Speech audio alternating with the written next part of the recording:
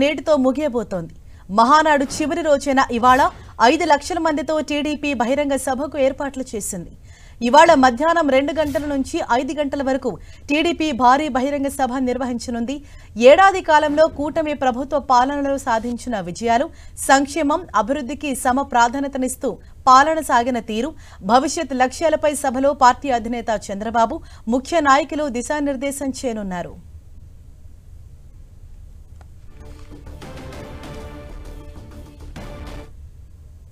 ఇదే విషయంపై మరింత సమాచారాన్ని మా ప్రతినిధి రవిచంద్ మనకు అందిస్తారు. రవిచంద్, ఇవాళ ఏ సమయానికి మహానాడు అన్నది ప్రారంభమవుతుంది, అలాగే ఏ ఏ అంశాలను ప్రజల్లోకి తీసుకువెళ్లే విధంగా ప్లాన్ చేసుకున్నారు?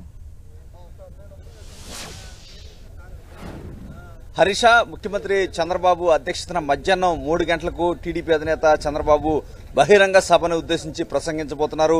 ముఖ్యంగా 2 రోజుల మహానాడు గ్రాండ్ సక్సెస్ అయింది. వేలాది మంది కార్యకర్తలు రాష్ట్ర వ్యాప్తంగా తరలి వచ్చారు.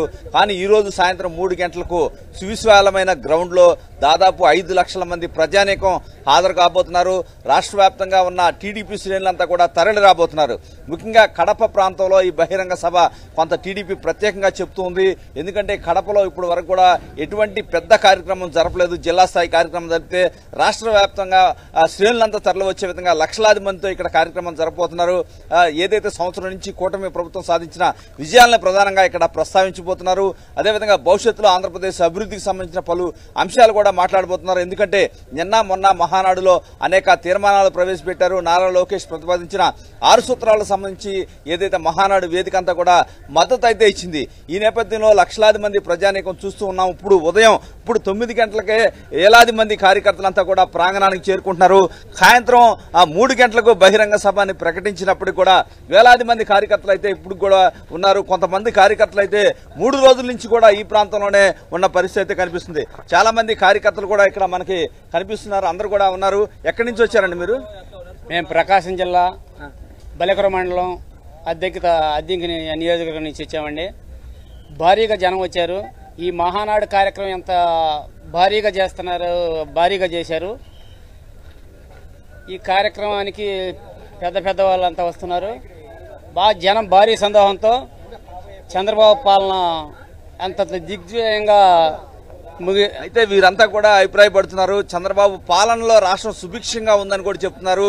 ఎందుకంటే కార్యకర్తల కోలాహలం ఇంతకు ముందు ఎప్పుడు కూడా ఏ మహానాడికి కూడా ఈ స్థాయిలో ప్రజానీకం తరలి రాలేదు. ఇంత ఉత్సాహంగా ఇంత చిన్న లోటుపాట్లు లేకుండా కూడా మహానాడు జరిగిన పరిస్థితి చూడలేదని సీనియర్ నేతలు సైతం చెప్తున్నారు.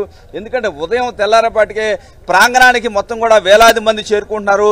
వివిధ ప్రాంతాల నుంచి బస్సులు బయలుదేరాయి. మరి కాసేపట్లో వారంతా కూడా ఇక్కడికి చేరుకోబోతున్నారు. ఏదైతే కడప చుట్టుపక్కల ప్రాంతాల్లో రాయలసీమ ప్రాంతం నుంచి భారీ ఎత్తున ప్రజానీకం తరలి రావడానికి కూడా ఇక్కడ ఏర్పాట్లు అయితే జరిగినాయి. ఎవరికి ఎటువంటి అసౌకర్యం కలగకుండా భోజన సదుపాయాలు కూడా ఇక్కడ కల్పిస్తున్నారు. చంద్రబాబు కూడా సభా ప్రాంగణం పక్కనే ఆయన కూడా క్యాంప్ ఆఫీసు పెట్టుకున్నారు. ఆయన కూడా ఇక్కడే ఉన్నారు. మధ్యాహ్నం 3 గంటలకి ప్రజానీకాన్ని ఉద్దేశించి చంద్రబాబు అధ్యక్ష ఉపన్యాసం కూడా నిన్న మహానాడులో చేశారు. ఎందుకంటే ఆయన నిన్న జాతీయ అధ్యక్షుడిగా మరోసారి ఎన్నికయ్యారు 2 సంవత్సరాల పాటు. మరి కాసేపట్లో మధ్యాహ్నం 3 గంటల సమయంలో కూడా బహిరంగ సభ ప్రారంభమవుతుంది. అయితే చంద్రబాబు 5 గంటలకల్లా సభ ముగించాలని కూడా నిర్ణయించుకున్నారు. ఎందుకంటే ఒక కీలక ఉపన్యాసం అయితే చంద్రబాబు ఇవ్వబోతున్నారు. ఇప్పటికే పార్టీకి సంబంధించిన కోవర్ట్ల విషయంలో కావచ్చు, పలు కీలక అంశాల గురించి మాట్లాడడం జరిగింది. నారా లోకేష్ ను వర్కింగ్ ప్రెసిడెంట్ గా చేయాలనే తీర్మానాలు కూడా కొంతమంది ప్రవేశపెట్టిన పరిస్థితి ఉంది. ఒకవేళ అటువంటి ప్రకటన చేస్తారా చంద్రబాబు, ఏం చేయబోతున్నారు, కొన్ని కీలక అంశాలు అయితే ఇక్కడ ప్రకటించబోతున్నారు.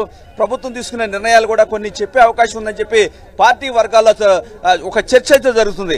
ఏదైతే పార్టీలో ఒక జోష్ అయితే కనిపిస్తుంది. ఎందుకంటే గత స్థానిక ఎన్నికల నేపథ్యంలో గతంలో అయితే ఇక్కడ మహానాడు జరగలేదు. ఇక్కడ కూడా ఈసారి గెలిచిన తర్వాత మొదటి మహానాడు కాబట్టి మనకి ఏదైతే భారీగా జరపాలని నిర్ణయిస్తున్నారు. కడపలో ఫస్ట్ టైం కాబట్టి భారీ ఎత్తున జరుపుతున్నారు. కార్యకర్తల జోష్ అయితే మనం కూడా చూస్తున్నాం. ఇక్కడ కార్యకర్తలు రాష్ట్ర వ్యాప్తంగా శ్రీకాకుళం నుంచి తరలి వచ్చారు, కుప్పం నుంచి తరలి వచ్చారు. రాష్ట్రంలో వివిధ ప్రాంతాల నుంచి లక్షలాది మంది కార్యకర్తలు అయితే తరలి రాబోతున్నారు. మధ్యాహ్నం 3 గంటలకి కరెక్ట్ గా సభ ప్రారంభం కాబోతుంది. హరీష, థాంక్యూ రవిచంద్.